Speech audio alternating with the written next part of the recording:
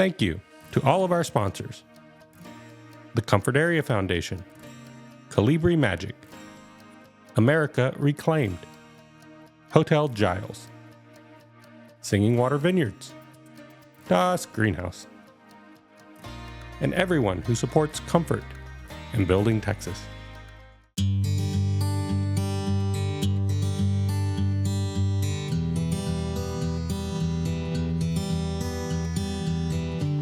Hello, my name is Justin McKenzie. I'm the host of the Building Texas Show. Today we're in Comfort, Texas, and we're excited to sit down and explore the past, the present, and future of comfort, and how businesses are building and attracting people to comfort.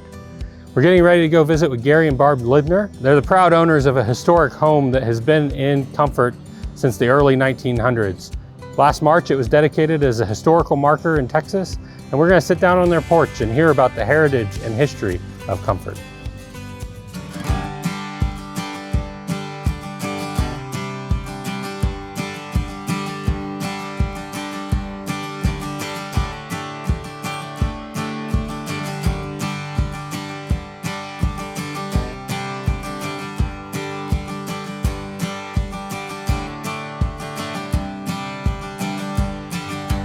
Gary and Barb, thank y'all for joining me today.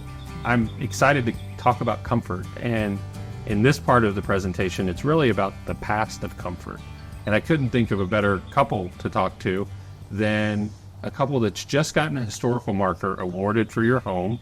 I think you're the sixth generation or sixth founding family to live in this home and founding family of Kendall County.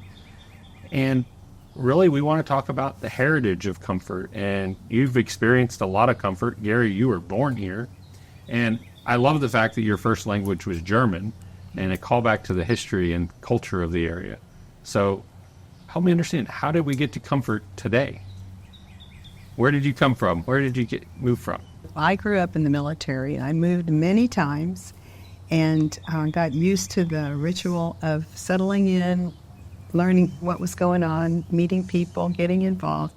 And my parents would always tell us as we moved that make sure you always, when we go from one to the next, you belong to some organization and you participate in some activity, because that's how you really get to mingle. So in spite of all the 10 schools, I would tell you that every move was really fun for me. And I got to meet people and I loved everywhere. And through all that moving, I ended up being actually in San Antonio at college there in Kleiner, and I met Gary when he was in pilot training at Randolph. And he was just finishing, I guess, in the middle of his pilot training year when I met him. And I'd never been to Comfort, and I didn't even know what Comfort was because there was no I-10. This was back in 1969, 1970. So it was a real adventure to venture out and see what open land was when you can drive out a dirt road and go and find a little ranch house situated somewhere in the open, which is what you see in the movies. But that's where Gary grew up. And so that's how I met Gary. What did that look like driving from San Antonio to Comfort in 1969? Is it a dirt road? Dirt road, barren, not much around. I mean, all the vegetation, trees, greenery, creeks. You'd see those little bridges, that would go over the creeks, but there was no I-10, so it was the old Highway 87 or whatever that. I think it was Highway 87. Yeah, it was a little two-lane, maybe three-lane road that you'd drive down to come up to Comfort, and then when you'd get on it, you'd actually go over the old bridge, which now is no longer because the new bridge came over and made a huge difference. The lower bridge was down into the creek when you would come into town, and it would rise up, with waters and flood rains that would come in. So I over the river and through the woods. That's kind of Comfort, Texas. That's kind of what it was for me, and then that's how I met Gary's family. My great-grandfather came here in 1853 before the town was founded. He was one of the first 4 families that arrived here. How did he end up in Comfort, Texas? Do you know? Well, that's a good question. It's interesting. You look at all these small towns around here, they're all close to water. Yep. Every one of them that was originally settled Comfort. We have the Cypress Creek and Guadalupe River. So that was the appeal for them to come here. And that's what fed the early farming community of Correct. Comfort. Yeah. we talk about farm and ranch today, but farming in particular is close-knit community living. Absolutely. So how did comfort really form off of your, what would that be, your great-great-great-grandfather? My great-grandfather, yeah. How did it form? What did that look like? And what really was the catalyst to comfort? Well, at that point, it was, like I said, agriculture, a lot of ranching. He ran a lot of cattle and people, sheep, goats. It was an agricultural community for the most part. But it had all the elements that could support people living in this area, little stores around. And we had car dealerships, we had stores, we had gas station. And comfort was self-sustaining at that time. In those days. It had to be because it was so far from everything. Right. And then the transformation occurred when the railroad came through. Right. And that was in 1887, made a huge difference for comfort, but also for the greater community. So there were 3 freight trains that came in every day, and it brought in lumber, it brought in cement, and then also provided a market for the agricultural products to sell in San Antonio. That was grain, wool, livestock, and a whole host of other cypress, wood. There's a great history around Angora goats in comfort, right? That I've learned a lot about. But it seemed as a farming and ranching community, the railroad was key because it allowed that market to occur. Yeah, it opened a larger market to the comfort area, and also it introduced comfort to a big community that thought this was just amazing down here. So they take the passenger train and spend the weekend in comfort? Spend the weekend. Mm-hmm. So that's why hotels started coming up, and they'd actually bring people in so they could stay over the weekend. So as we think about how comfort evolved, comfort is still not a city. No. It's often mischaracterized as the city of comfort, but it is a... Census designated place. Census designated place of Comfort, Texas. Yeah. What does that mean? It means it's the geographic boundary that identify the population inside that, and then the activity, the age, ethnicity, and the occupation. So we know who lives here. We have a demographic understanding of who lives here. Right. But with the market changing, so the train was a great place for commerce to occur. Right. Then the highway came in. Right. And what did the highway do to comfort? What is that? What stage does that set? It actually opened up comfort to the outside world, because before we had, as I said, we had automobile dealerships, gas stations, and then all of a sudden people realized they could go to Bernie or Kerrville or even San Antonio and Fredericksburg and purchase things that you couldn't get here. Or at a different price than what you would price get here. too. That's correct. So I imagine that opened up people to leave the community and spend money elsewhere. Correct. When do you think that happened? Like, what generation would that have been for comfort? I would, probably in the 1970s, 80s. Yeah. Is one, and then through the 90s, it just opened up. And a lot of people moved here though, because they were trying to get away from a big city and all the rigmarole and the traffic. And this was one of the places where you could walk down the street and not in the middle of the street. That's okay. People, they just go around you. They won't try to hit you. It's funny you mentioned that. I was out on High Street this morning walking up and down, amazed that there's really no traffic. 8 o'clock in the morning, I can walk into the local coffee shop. It's not a line around the corner. It's peaceful. Well, Barb and I walk a lot.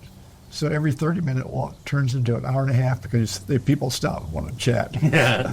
So, growing up here, you just know a lot of people, and Barbara does too. Well, Barb, going back to your experience, and I think the great wisdom of being involved, you've both served the comfort community in many capacities, but Barb, you've served the school board, I think is probably one of your proudest accomplishments. What does the school in comfort look like? Wow. Honestly, I couldn't give you a good accounting now. I would tell you when I was in school board, it was like 2004 to 2012. That was kind of when there wasn't a lot of extra spacing for some of the developing courses that the school wanted to do. So in mind of budget, that was a big forerunner for us, was to try to see if we could get some more space for the pre-K classes that had no place to meet, labs for sciences, because we didn't have that in the high school so much, where it would be a real benefit with the increase in the educational requirements. And as far as the growth of the school itself, I think the population pretty much has maintained itself. I don't think that it's grown. It might have decreased a little. I know that when they worked on the budget, they allowed for monies for increase of some population, but it never really went up significant enough that it would make a difference. And I think that, just from my knowledge of the teachers that are available and the kids that participate and what we read about, the school's pretty much the same as far as size. It hasn't grown into, it's a 3A, I think now. It went from a 2A to a 3A when I was there. That's interesting to me, because further south we see Bernie and then San Antonio, Right. and they've seen significant growth in their school district Right. and in their population. Comfort has seen a growth in population, but it seems to be people that are escaping. They're looking for more elbow room, Right. and they're looking for a callback to the heritage of the area. Yeah. When we think about that, I'm conflicted, because the kids coming out of the school district today, what is that education preparing them for? And what does work look like in Comfort? Yeah. It's gone from farming and ranching, but how do we sustain that heritage? What I think is interesting about the school, which is they now have prepare kids for technical skills or direct work, building trades. They still always had vocational ag, but there's some IT. There's a number of curriculums that prepare kids for not necessarily going to college, but Trade having school. a trade school. And that was part of that bond, too. That's an incredible legacy to live, or to leave, because trades are so important. And out here, that's how you'll restore revenue to your farm and ranch. Right. It's interesting. Somebody can become an electrician or any kind of plumber, Painter. and have a very vibrant life. Yeah. I mean, and really become wealthy if they really know how to do it and build and grow their business. And you can do that locally. Yeah, We that's can. correct. Yeah, which is a benefit. I mean, it's a real plus for the school. And in the school, most of the population are people who need the skill developments, because that's where their talents are, and that's where they can grow and be recognized for what they can provide for the community. So it's great opportunity for learning for them, so that they can pay back to the little community that we are in ourselves. One of the other conversations that we often have around service and giving back in Comfort is, again, a callback to the freethinker mentality of Take care of your own. Take care of your own. There wasn't a desire for organized government, but there was a culture of taking care of your own. And you were both shining examples of that. I know you still deliver Meals on Wheels and are active in the nonprofit side of Comfort. What does that look like in the future, and what is the call to action that you would put onto the community for all of our service nonprofits? That's a good question. We have a lot of people who are moved here and they want to get involved, but they don't have a real history in the community. And I think their intentions are good, but sometimes maybe they're focused on something they want to do, and it's rather than what does the community need. I don't mean that it sounds negative, but it's not, because you're a product of your own background, your environment. And so they come here and they want to duplicate what they've come from. And sometimes it works, and sometimes it just does not. So I've seen what I see is just, I would call the medium age of people with families of some age. Some of those people that grow here in Comfort, and they are going to naturally want to be a part of making something grow here for the town itself, but they participate, and 50s, that generation of people, 45, 50, I would say we don't have those groups of people as much come in that want to really initiate something to help sustain or grow comfort into something more than what it is. We had a lot of that happening when we first got here. That was, back 25 years ago, where people would come and just open up all kind of businesses, and it was wonderful. But that thrust seems to not be as present as it was in the past. And I think I don't know which generation of people is going to do it. I don't think it's our age, because we've done those things and we're done. But we look down to the people that are younger than us, hoping that, we'd see some self-starters and some of that. And we may more, but I see a need for more of that coming into us so that we can keep everything moving. What I'm seeing is some people that went to school here and graduated, had a profession, have come back, but they're older, obviously. But people have an affinity for the communities that grew up here. Well, I'd welcome people when they move back or when they move here. It's a great opportunity to get involved. And your early wisdom from your dad about get involved, get into sport, getting into an organization, I think that's a call for adults that move to the area too, whether it be the Chamber of Commerce, the Comfort Heritage Foundation, the Comfort Area Foundation. Right. Yeah. There's a number of organizations, but it's all filling a void of what we would see in other cities around organized government. Correct. And it's a wonderful call to the reason you move here is for the space and independence. Right. But there is a need to take care of your neighbors, your friends, and your family and create That still a exists. beautiful community that exists today. And the more you get into something, the more you learn, not just from the people, but from what they know and the things that they have skills with. And I think it's just a double bonus, like the double stamps. You put something in and you get twice your money for what you give. And you learn people, and you learn community, and you build a family. Yeah. And Comfort has so much opportunity, whether you look south to Bernie and San Antonio or north to Kerrville. Kerrville, the airport here, is doing tremendous things. Yeah. So I appreciate the call to trades, because that is what's going to help us keep the larger ranches intact, because they learn to run a trade business that keeps that in the family. Or they find great opportunities that are moving here, like OWLE, where they're really supportive of creating a future that's sustainable and allows people to work and live in the area that is Comfort, Texas. Across the board. Across the too. board. I mean, it's no class system, it's no age system, it's across the board. They can take people and use them and train them. But it's interesting. I'm thinking people. I'm thinking Rusty Sala. Yeah. He's from here. He's a great builder, and he's helped us many times over. So his influence is he takes care of people. And it's incredible when you find leaders like that are in their career and have the talents and skills to give back and help the people that are here working to build a beautiful Comfort and create an opportunity for that next generation. Yeah. So there's some people here who have air conditioner specialists. And we're fortunate we have those talents here locally. Plumbing. So. 1887 Comfort without air conditioning sounds scorching. It was. I imagine. But we No had trees. we had a fan in our house, Ooh. Keep you cool. and I got to sleep on the porch. So Well, I so appreciate the conversation and all of your service to the community.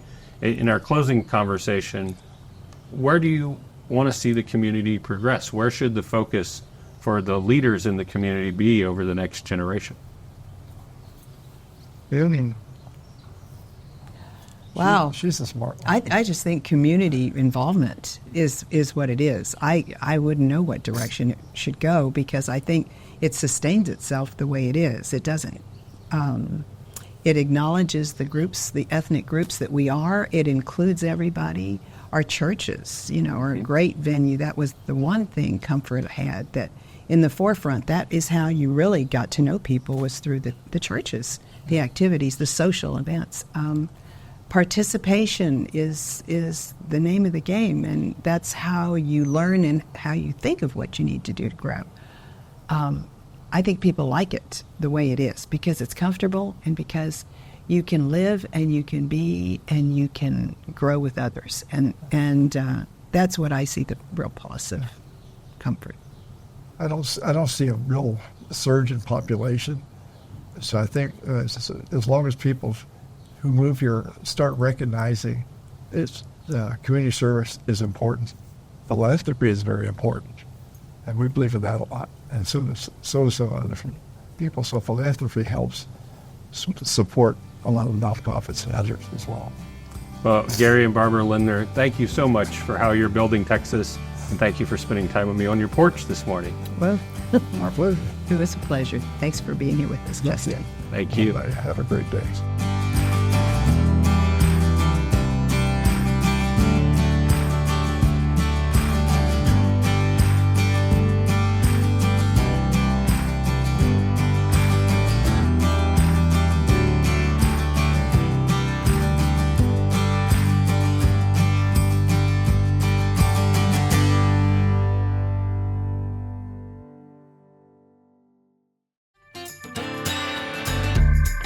Coming up, we'll take a look at how today's local business leaders, Sarah and Brian Kleinwachter from America Reclaimed, are building on Comfort's rich history and heritage.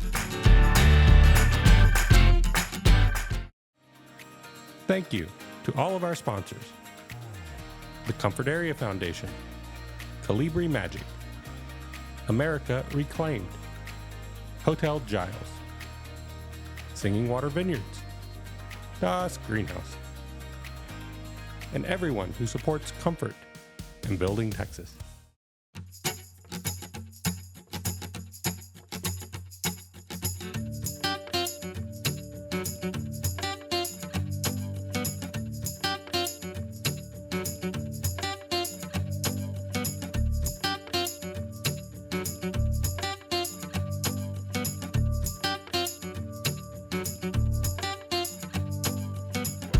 Thank you, Brian and Sarah Kleinwachter, for joining us today and at America Reclaimed, which is a new business, relatively new business in comfort. And I really wanted to sit down with you and understand present day comfort. What does that look like for the business environment? What do you look for in customers? And how are people finding Comfort Texas? So thank you all very much for being here and joining us today. Thank you so much. We're excited to be here and to be a part of this with you. Absolutely. So tell me a little bit about what is America Reclaimed and what would people expect when they got here? Go for it. You know, America Reclaimed is a family-owned and operated business here in Comfort, Texas. And we have, me and Sarah have a long history in antiques, restoration, really using antique and architectural items from around the country and making them into new type furniture items, as well as our construction company that is housed out of here too. We just love salvaging and repurposing and reusing things. It's really the best way to go green. I mean, these buildings are coming down regardless for the most part, and we're repurposing and reusing them. So, we're so blessed to find this great location here in Comfort, and we're in the old historic lumber yard that's been here since the 1930s. So it's such a perfect place to house and do what we do best. Well, I appreciate for the theme of restoration, restoring the historic lumber yard and really putting love into this entire block that you have. It's a lot of space, but as we walked through and talked about it, it was unused for decades. Now, what I really like about your story is you stumbled into Comfort a little bit. You were looking at Fredericksburg. We were. And then you remembered an experience in Comfort, so you stopped and looked around. What did you find when you stopped in Comfort, Texas? When we came to Comfort, like you said, we definitely knew about Comfort, but did not anticipate coming down to 87 and all of a sudden being reminded of just the nostalgia that's here, but also just the quaintness of Comfort. And when we called on a piece of property and were told about the lumberyard, we were standing maybe 100 yards from it and had no idea that it even existed. And so you couldn't even see it, that was here. And so we literally were excited to see a piece of history that we were going to get to take part in bringing back to life, which is what we've spent the past 4 years doing. So, well, in 4 years, I see you've opened up a beautiful showroom for furniture items, and then as you go further back, it becomes the restored hardware. I see doors, all kinds of fixtures and other items. But then you've recently opened a lounge, which sounds out of character for what we're talking about. But I think it fits beautifully into what you're trying to do in Comfort. What is the purpose of the lounge? It does. It also fits perfectly as you get to know Brian and I. We really were trying to develop a destination that we would want to go to.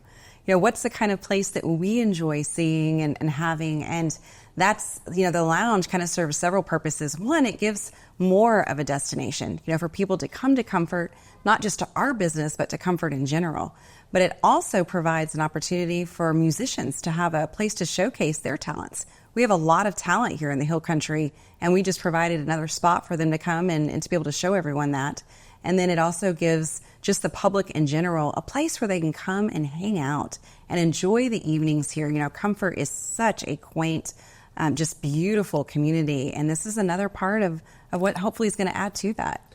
I think of Comfort as an artisan's retreat, because you can come find really beautiful art galleries and artists. We have some storied people that have done amazing creative work, but then the musician community that you call out. But when I think about Comfort, I wouldn't think of live music outside of maybe Singing Water or Bending Branch. They're all destinations in their own right. So when you come to Comfort, look through this really eclectic view of what the Texas Hill Country can be. And then you were talking about somebody building a tiny home, but building it in the theme of a 100-year-old house. Yeah. So in your construction business, are you seeing a drawback towards that historic cabin? Well, yeah, there's, not everybody wants to do what we love to say, as far as the historical preservation and restoration, but our specialty, we have worked with old woods, old doors, old flooring. We are so good at finding those special pieces and building them into the homes, and we have a niche for it. It's, we have a background in doing this for about 20 years of building unique structures, everything from silo houses to tree houses to tiny homes. We've restored a barn here locally. We took an antique barn that was falling down and we turned it into a house. So no project are we scared of. We actually call it a challenge, and we love working with customers who get our vision with preserving and using these restoration and these salvage products. Well, in talking about your customers, that's an important conversation that we're having in Comfort today, is how do you get people off the highway and into Comfort? And I believe you do a great job of giving them a reason to stop. Yeah. But how do you go out and market? How are you attracting customers to America Reclaimed today? Our marketing has been a daily progressing, thing that we've had to do. So not knowing exactly what to expect is because we're new to Comfort. Yep. We've only been open now almost 3 years. And so we do everything and take a wide variety. And what that means is we can't just take one approach. We do everything from social media to hit those that are into social media. We do magazine advertisements to hit those that truly enjoy reading. We do radio advertisements for those that are, enjoy listening to the radio throughout the day. But on top of that, we also build the marketing base off of our customers that come through the door. Not only just telling them about events we have coming up, but adding them to email lists and doing monthly newsletters and things along those lines as well. So really, we try to leave no stone unturned. We do everything that we possibly can. And we do have the mentality of if we can get them just to Comfort alone, they're going to find something they love here, whether it's in our store or one of the other businesses that are here, because it's not difficult to love what you find here in Comfort in general. Well, and I appreciate you saying it that way, because it's an initiative that we're really putting together to bring more people to Comfort and tell the bigger story of Comfort today, because it is easy to stay on the highway and Bernie to Kerrville, San Antonio to Kerrville. Even 87 going through town, I've met people that say, I went through Comfort, I didn't see anything. But it's business owners like you that are putting in the marketing dollars, that are putting in the effort and the time to attract. And I believe you'll have repeated customers. So you have destination customers that come to you do they come from all over the state? They do, and sometimes even from out of the state. Oh, wow. That's one thing our marketing has really attracted, even those that are out of the state that are excited to come and see, just the life that we've put back into the lumberyard, but also this cute town that they hear about called Comfort, Texas. So, And in the past, I think we've spent a lot of time talking about events, and there's holidays and capturing that tourism market. But when I think about a business like this, you're getting every weekend. You're getting the people that are coming out into the hill country looking for products like yours or an experience like yours. So when I think of the lounge and the tiered platform out into live music, where do you see that progressing your business over the coming years? To be honest with you, we did not do events for about the first 6 months of our business being opened. After that, we decided to try and host some events here and have found that those are some of our most successful weekends. Whenever we do host, whether it's live music, whether it's something special such as a Mother's Day event, Father's Day event, things along those lines, people are looking for fun things to do with their families, with their spouses, with friends. And we have found that if we can offer that as a whole, whether it's in our community or at our business, it's going to attract the people that want to come in and share the experience with us. The other thing that we talk about often in the area is the workforce. We have a great school system. We have kids coming out of Comfort ISD, and we're really close to Kerrville, so we're seeing that as well. What has your experience been coming into Comfort and finding help? Pleasantly surprised. I mean, we have found just great people eager to work. I mean, when they see what we do here, it's a very unique place to work, obviously. And, there's, I know we're good bosses. Yeah. So once they get here and we really take care of our employees, we really cherish the work people put into, because we know how hard it is, to work every day and go to work every day. But that's important to us. But we've had great luck here in Comfort. There's just a great core of people here locally, and we've had everybody from high school kids on up to people as in their 50s, 60s working here, and we've had very good luck with that. So As you continue to build your business, what do you see the next evolution? We're talking about the lounge that's opened up in the last month that we're really excited to go spend time in. But where do you see yourself progressing as we go through the summer and into next year? The best way to answer that is Brian and I are constant visionaries, meaning every day, even when we're in the middle of building something, we're talking about that next step. So you don't always know exactly what that's going to be, but we know it's going to keep progressing. But what I can say is this week alone, we finished our outdoor music venue, which was built off of an old truck. And so just that alone is going to just start this Saturday. I mean, literally this coming Saturday, we have this brand new outdoor music event center that's going to be available for musicians, but it's also just a great place to hang out in Comfort.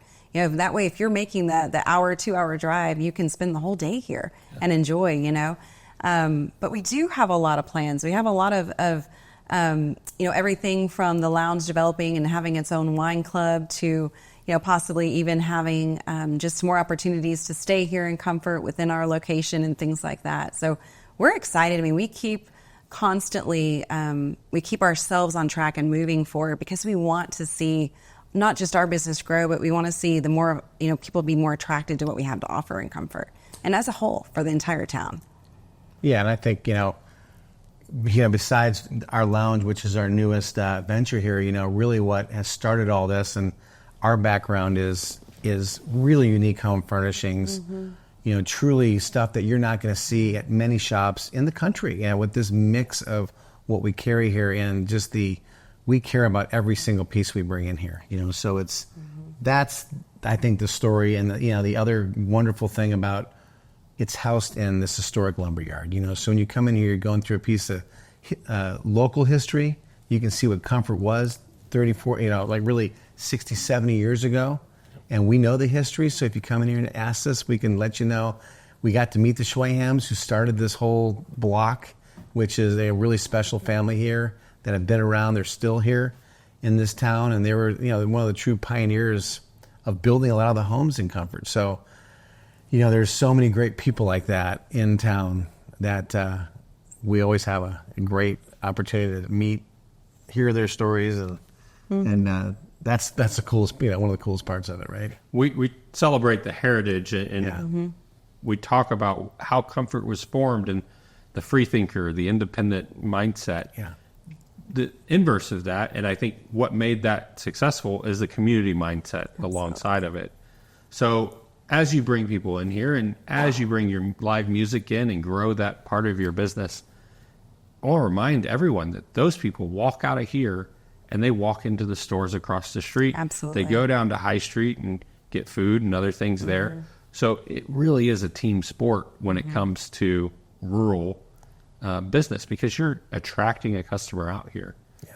And then they can sit here for a long time, but they're going to get gas at the gas station. They're going to support in other ways that really is exciting to see people take a full circle back to it's always been a destination town.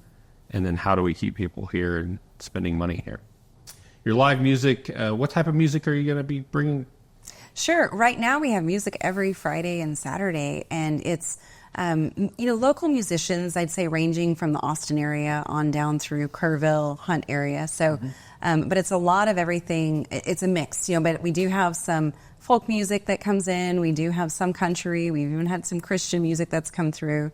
We also offer just your typical, individual bands that want to come out and we do we do an open mic night that starts next week. And so really just trying to keep that open. Our son is actually one of our musicians. He does classical piano pieces. So it's just a lot of fun to sit in there and we really try to keep it background so that you can still enjoy yourself and have a great conversation while enjoying, a really good glass of wine and munching on a great tapas. So. And you're open later in the evening, which I really appreciate your commitment to doing that. Yeah.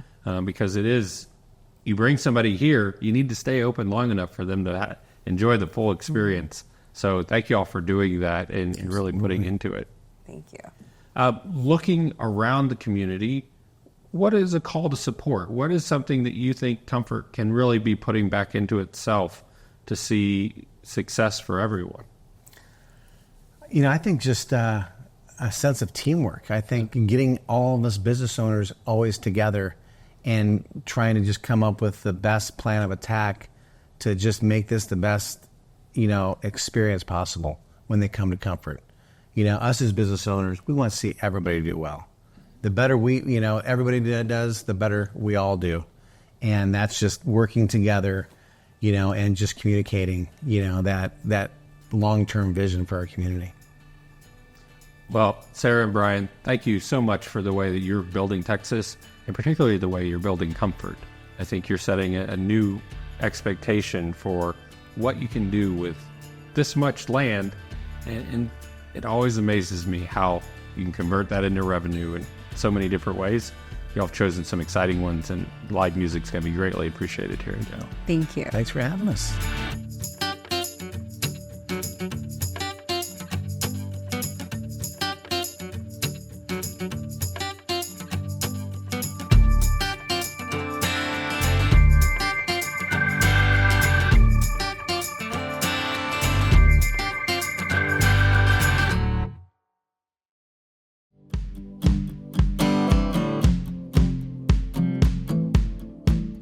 Up next, we're visiting Missy and Andy Ivankovich at Singing Water Vineyards.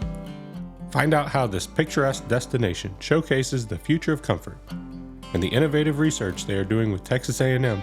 It's got winemakers and farmers everywhere excited about the potential cash crop in the Texas Hill Country.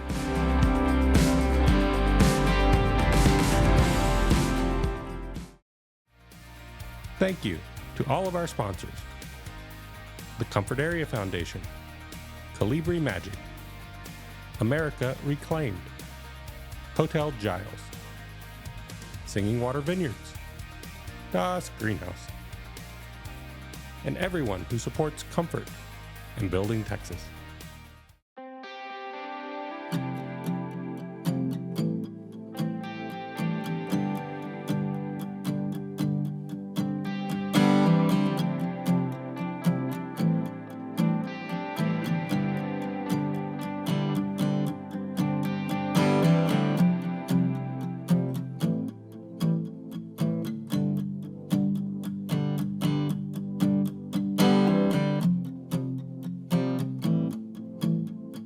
Well, Missy Ivankovich, thank you for sitting down with me today again on Building Texas. And we're talking about comfort today.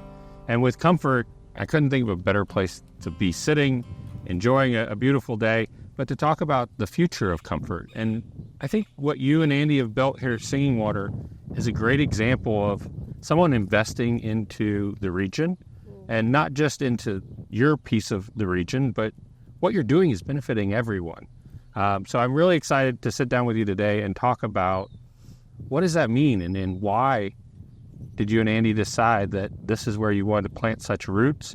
And I love the example that you're giving to the kids in comfort, your kids, and then all the others, that this kind of land and this type of farming is an income-producing way of life.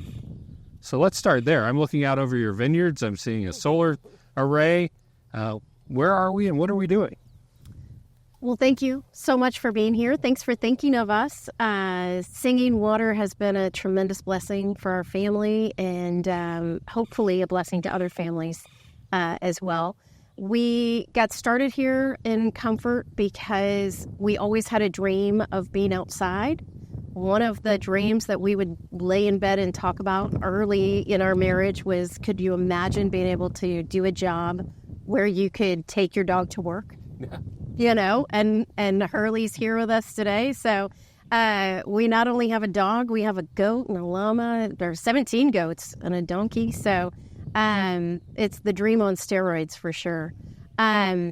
We were Urbanites. We had, done a lot of work in software.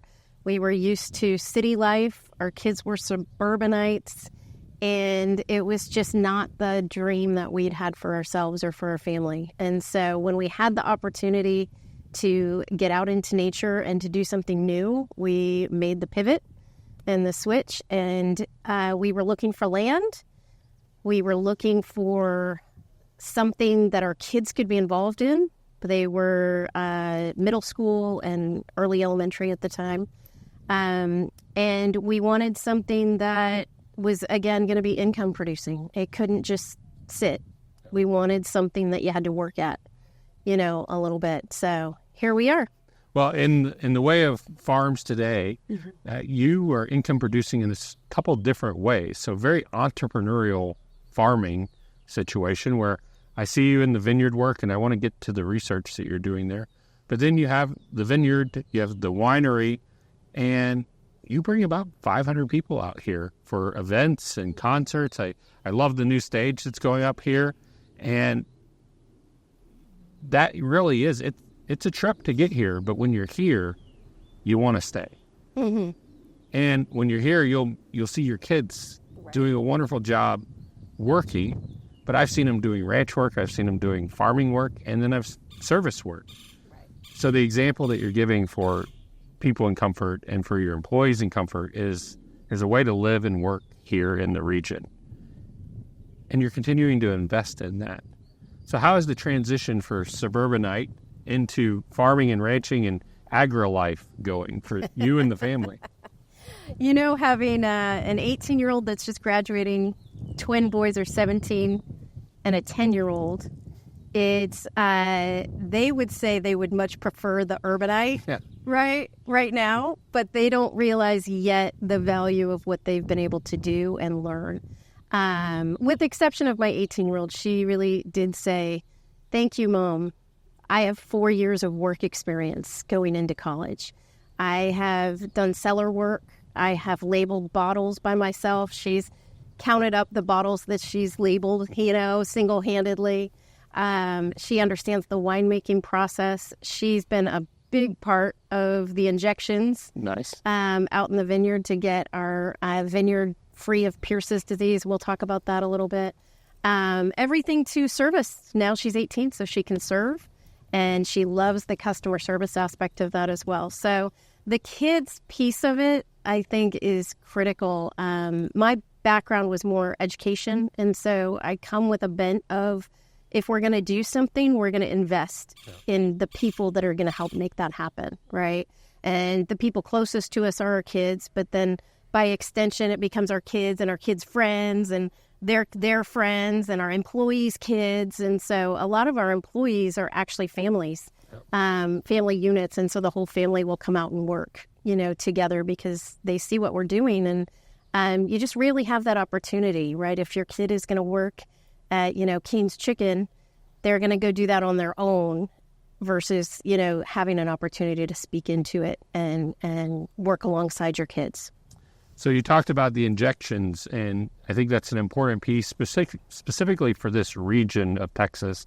And it's Pierce's disease that you're doing research on in partnership with Texas A&M. Correct. And what does that look like? What is Pierce's disease? So Pierce's disease is a virus that attacks the vines, and it is carried by insects, most predominantly what's called the glassy winged sharpshooter. All right. Super tiny little insect who loves to live near water, which we have a little creek back here behind us. And so our viticulturist, when she first came out to look at the vineyard, she said, you have to dry up all the water on the property because that's going to draw them and you're going to lose your vineyard. Well, we weren't willing to do that. And so we were looking at other alternatives. Pierce's disease will kill a vine within 3 years. And so you plant a vine. You have only, 3 years that you have to wait before you're going to get fruit off that vine. And in the time that you're waiting for fruit off that vine, you will likely get Pierce's disease and the plant will die within 3 years. So you may only get one harvest season out of that. That is not an economical thing to do. This does not make sense from a business perspective, and it's not feasible, which is why here in the Texas Hill Country, we really don't have vineyards. You can drive up and down in Fredericksburg on 290. You'll see a lot of tasting rooms. You'll see some vineyards, but a lot of those vineyards are for show. They are not actually using those grapes because PD is so bad and so prevalent in our area. And vineyards could be such a great crop for us. We've grown up with hay, tobacco, standard farming crops here in the Hill Country. But vineyards work because they don't need to go deep. They don't need the rich topsoil that other crops would need. So if we could solve for Pierce's, or at least manage it, that could bring a cash crop into Kendall County, Kerr County. A very profitable cash crop, way beyond what you would see from any of the, there's a reason up in the panhandle of Texas that they've switched from basically cotton growers to grapevines because the yield on that is so substantially more. We'll get about $5,000 a ton for wine grapes. And that's astronomically larger than you're going to get for cotton. And so it makes sense to grow here. This is also, our region is very similar to Europe. Yep. We're very similar to Italy in particular. And so we grow a lot of similar vines that they would grow in Italy. With Pierce's disease really being the number one factor for why people who have started vineyards in the past have let them go under. They just couldn't keep up with that. Well, I appreciate you and Andy being committed to 27,000 injections this season and to do the research and to give back to the entire region in that way. But you're also looking at sustainability of your entire farm. And we went through a winter storm event in 2021 that I think was eye-opening for all small businesses, but particularly for you because you carry so much inventory that is temperature risk, right? So if it gets too hot, it all goes bad. If it gets too cold, it all goes bad. So what have y'all done to protect Singing Water from our climate? Absolutely. The thing with wine is absolutely, you're right. It cannot get too hot. If it's at 80 degrees, it's baking and you are going to have a whole lot of vinegar on your hands. So you have to keep it temperature controlled. You have to be mindful of the AC units, keeping up with all of those. The scary part of 2021 was we had that big storm and freeze down here in Texas, and I think we had 5 days below zero. Yeah. Is that right? That is. And, it's funny, even now I can't even, it's unfathomable to be at that temperature, at that extreme cold for so long. Cold is a little less scary for the grapes, but it's still scary. You still can't get down to those temperatures and keep them there. And then we also had the rolling blackouts, right? And so what happened was there was not enough energy being produced from the grid. And so everybody got their, allotted time, and you'd have these rolling blackouts. That was really eye-opening for us, because we realized then this idea of climate change, and it's not so much an idea anymore. We are going through some changes. We have to be prepared for them in agriculture. We have to be focused on the future. And part of that is realizing we've got to make some changes. It falls right into the free-thinking comfort mentality, though, as well, where you have a spirit of independence from the grid, from everyone else. Absolutely. Protecting and farming your land. And so I appreciate that you've made the investment. And in seeing you make that investment, that's also brought on other local trades to come grow the area. So the builders it's all very localized work. Oh, absolutely. And as we talk about the future of comfort and what does that look like, trades continues to come up as a future for so many, whether that's in welding and metalwork, electricity, working for the co-op, or being a vintner and coming out and farming and learning how to create the wine that is going to be enjoyed in the whole country. Absolutely. So when we think about how you would prepare kids in comfort for a future in comfort, what does that look like for you? Part of that is getting the kids started in their first job.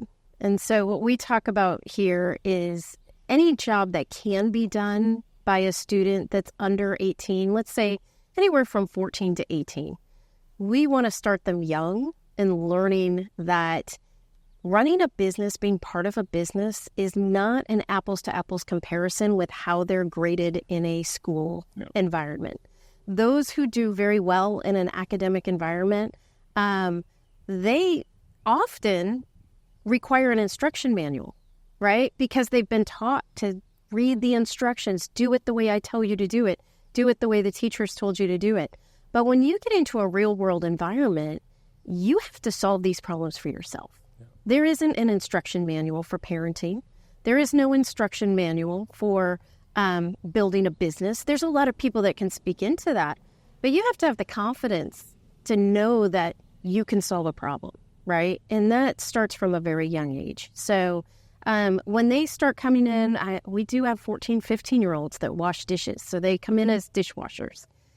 First, we teach and train, right? How hot does the water need to be? How often do you need to change it out? Where does everything go? And inevitably a dish gets broken or, things go wrong during the day. And one of the things that we try not to do is solve it for them. I will give them all the tools in the world to solve this problem. I show them where those tools exist, but I'm not going to do it for you, and I'm not going to write you an instruction manual on how to solve it, right? And so you start in those simple things. It's dishwashing. That then leads to, once you're competent enough and able, you can start to label bottles. Yeah. You can start to stock shelves. Then you move into the kitchen. At 16, you can run the oven. Okay. Right? At 18, you can start to serve wine. And so it's progressive.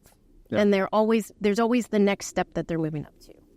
I so appreciate that you're showing them that progression and that you can see it as a customer out here, as a member of the wine club.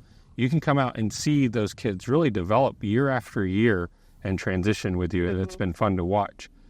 The other challenge that we talk about when it comes to comfort is you're ways out here, 20 minutes north of Bernie, and you're off the highway. You're not an easy pull into the tasting room. Here it is.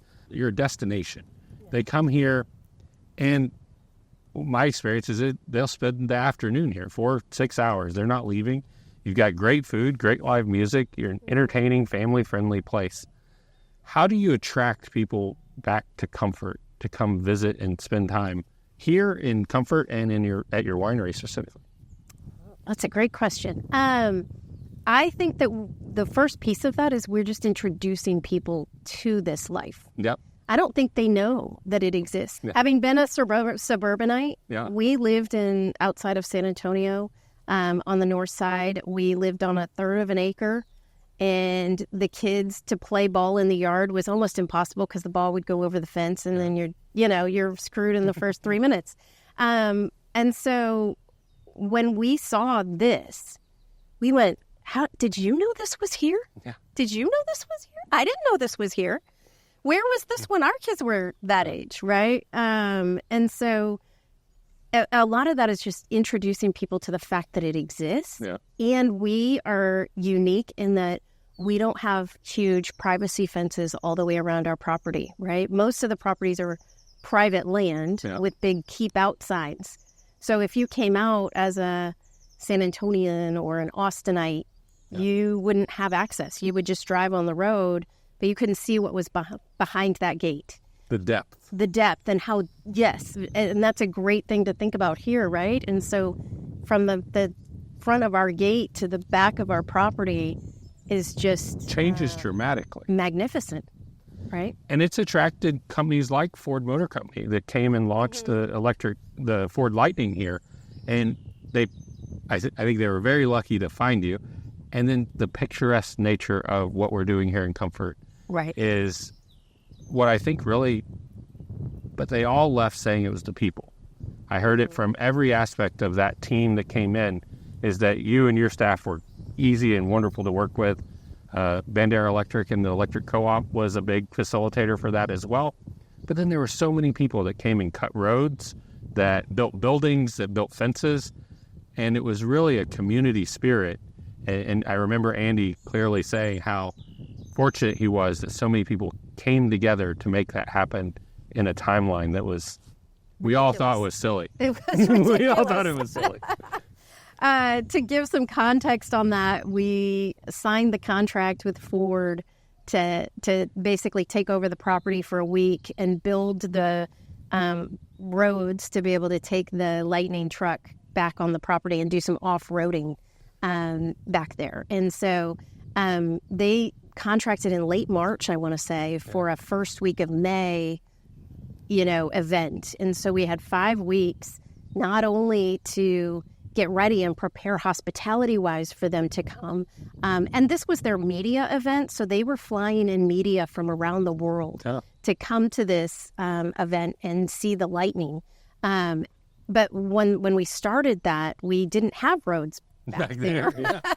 We didn't have a way to access it. And so they said, well, do you have anybody there in Comfort? And Andy just started making phone calls. And I know you were one of those calls at the time. What a testimony to the community, though, coming together. It was phenomenal. And it attracted so many people to Comfort. And that's why I love about Singing Water, and why when we look at the future of Comfort, you are introducing so many people, not only to the agri-life way of life, the entrepreneurial spirit of what you've done here, but then you get them to Comfort and they come back because they have a great experience here. They go explore the region, drive around. It's Mill Dam Road is a nice experience if you've never been on a small little ranch road. Right. It's a great getaway from the city that's right here. Right. 20 minutes north. The drive here is part of the experience. Absolutely. For sure.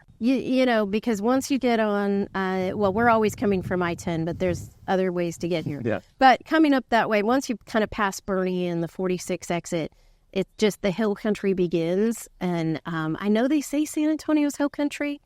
I don't think so. I think you got to get a little bit of ways out and hit those hills. Get off the highway.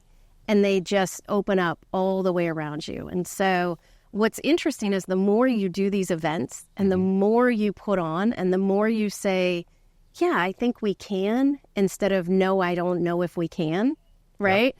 And it's all your attitude. It's all your perspective. Whether you say you can or you can't, you are right? Yep. And so the biggest thing that I've learned is, okay, just be open instead of closed. Yep. Yes, sure. We can pull off lightning trails and all the electrical grid and all the things that need to happen. And we're going to pull it off and it's going to be great. And we'll do it and we'll beat the timeline, and As we wind down our conversation, we were talking earlier about a family night of Monopoly. And I think it's a great testament to what you just said. You have different styles of playing that board game, but the one that works inevitably is the one that is investing in itself and putting money in and really putting together what is going to produce for them in the future.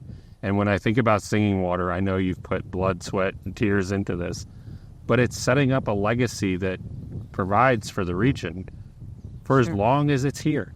And it's beautiful to see the competitive nature of we want to do it, the community spirit to we're doing research with Texas A&M here in Comfort that could benefit all of perceived competitors in the region, but you're doing it to help all of those other vineyards and to help the family land that is looking for a way to produce, if you can solve for that. And let's touch on that for a minute, because it's an important conversation that's happening here in Kendall County. You would know the stats better than I do on the growth rate in Kendall County, and I'll let you fill in the blanks. I'll fill in the blanks. I just know that it's a lot, right? We have tremendous growth happening here. We have people coming in and buying up land. But what do you do with that land that is not just going to sit there, right? It has to be producing something. It has to do something. That's how entrepreneurs think. That's how businesses think. And so if they're going to buy this land and at a premium, then they need a way to make money on that. And the easiest answer is throw up an apartment building. Yep. Right? That's easy money. We know it's going to make money. Sell it to a developer. It's going to make money. But part of the protection aspect of protecting our environment is saying, no, let's rethink that a little bit. How can we do the cash crops? How can we make this happen? Because it was not feasible to have a 7-acre vineyard grow even one more row with Pierce's disease. But I will tell you, if this 3-year study pans out the way that it's progressing right now, you'll see vineyards all over this place. You'll see up the hill, right? It'll be worth it. Yep. It'll make sense. And then when people say, well, how come you're doing that? Why are you able to do that? Then you'll see vineyards popping up all around the Fredericksburg area, Comfort, Kerrville. We'll all become making great use of that farmland. And now we've become the new Napa, right? If you've ever visited Napa, Sonoma, that whole area, breathtakingly beautiful, but it's maintained agriculture as its core. And that the impact that has is it allows so many more people to hold on to their property, to have a career that allows them to live and work in comfort. And then it gives back to the nonprofit community, because I know that you do this as well, things like the Boys and Girls Club, where you're really able to give that vision of service and support, but they're also looking at you for inspiration on, this is where I want to aspire to work, this is where I want to aspire to be, this is what I know we can do, because Missy and Andy have done a wonderful job setting that example. Well, and hopefully, you can only have so many landowners and business owners. Not everybody is going to be in that category, but that's fine, because all the other categories that make this place work, right? From the people that sell wine club memberships and keep the coffers moving, right? To the people that are building and making the flatbreads in the kitchen and the ovens. And then, we've got the land managers out there that are making sure that the sprays go onto the plants at the right time and the nitrogen levels in the soil are correct. I don't know. I know we employ officially somewhere around 40 people to date, but that doesn't count all the contractors and all the people coming in that fix the things and build the things that are beyond just our natural normal operating. Well, I'm so excited to come back to Singing Water for a concert, for a beautiful weekend day, and take advantage of what you've built here. It's peaceful, it's serene, and it's making a lasting impact in the region. So thank you, Missy and Andy, for everything you're doing to build Texas.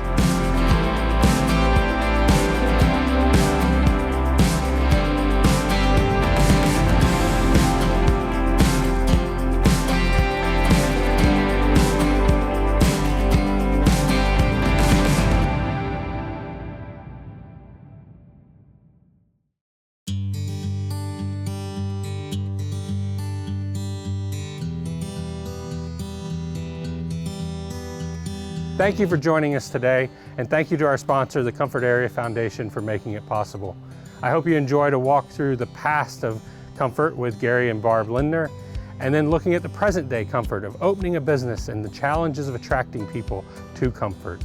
Finally, thank you to Andy and Missy Ivankovich for letting us visit Singing Water Vineyards and talk about all of the exciting work in agriculture, ag research that they're doing to make wine growing, grape growing possible in the Hill Country.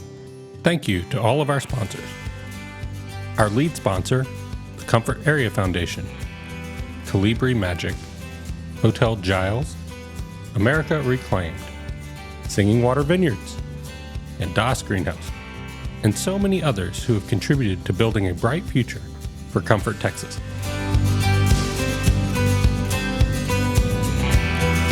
To learn more, visit our website, buildingtexasshow.com. You can also connect with us on Facebook at Building Texas.